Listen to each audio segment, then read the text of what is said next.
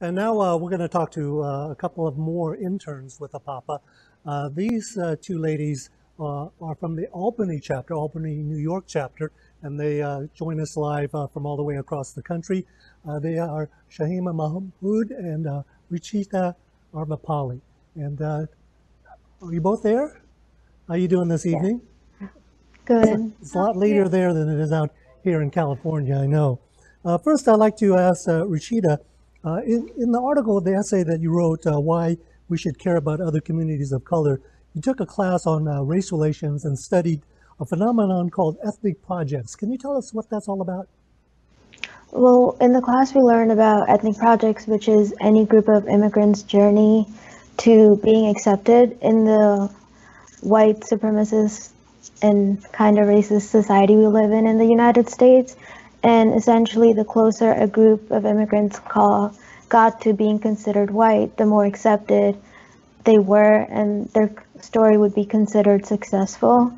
One example would be the Irish, and they were discriminated against when they came in, but they got accepted to being considered white, and they have a successful story, and so do many Asian Americans. Now, you say that Asians have been a part of race problems throughout the years, especially the same problems that are hurting blacks. Did you feel there's some inaction within the Asian Pacific community that has hurt them? Yes, definitely. Even though I've seen many of my um, friends who are part of the Asian community speak out, I feel like there has been a lot of silence from the older generation. And I think this comes from a mentality of keeping your head down and just doing your job. But it's come to a point where our silence adds to the violence, and it's really a time that we should speak up about it. Now, you're a sophomore at Stony Brook University, pursuing a double major in biochemistry and economics. And of course, how does social activism fit in with what your future is ahead as far as a career? Are you going to keep that a vital part of who you are?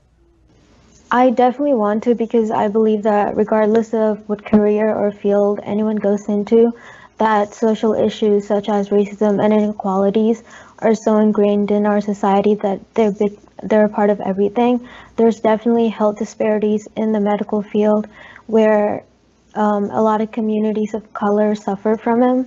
And I definitely want to be aware of this going on so I can be a better person and doctor in my field.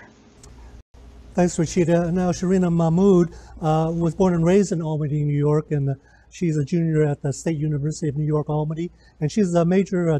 She majors in criminal justice and a double minor in psychology and sociology. She also wrote an article, an essay titled "How Black Lives Matter Demonstrates the Power of Community, Community-Led Activism."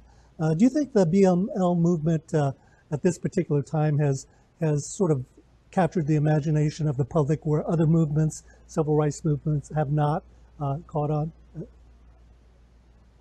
Yes, absolutely. It's really nice to see that now. The Black Lives Matter movement has gained more traction and more support nationwide than ever before.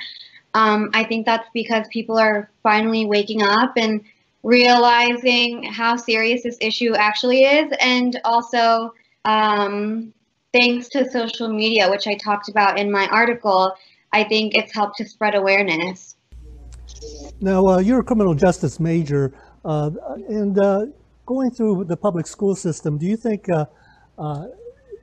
justice, social justice, was paid enough attention to in the subjects that you studied in school?